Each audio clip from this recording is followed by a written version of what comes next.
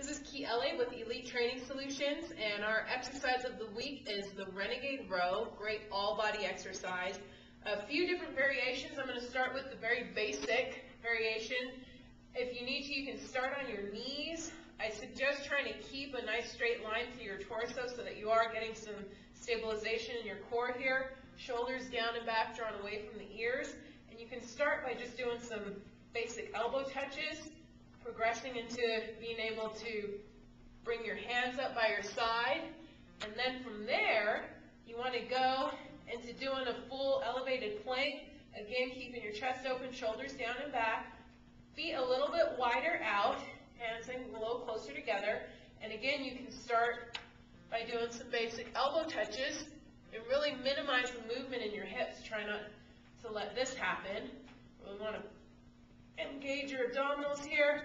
Work up towards bringing your hands up to your sides and being able to stabilize and go through that. Once you've got that down, you can add in some resistance. I'd start with some dumbbells.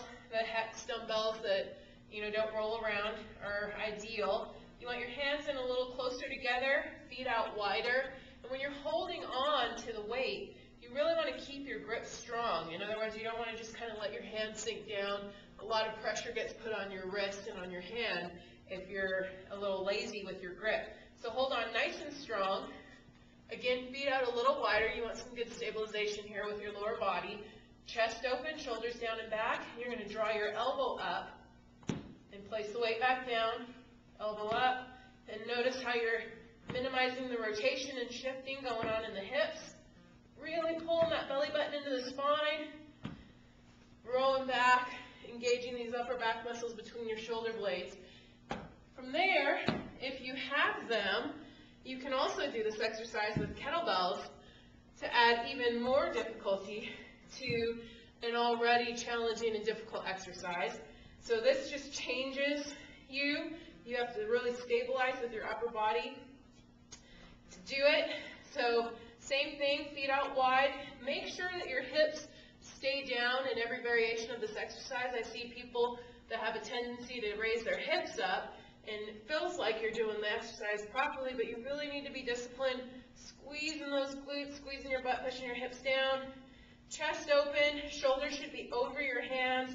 You don't want to be shifted so your hands are out in front of you.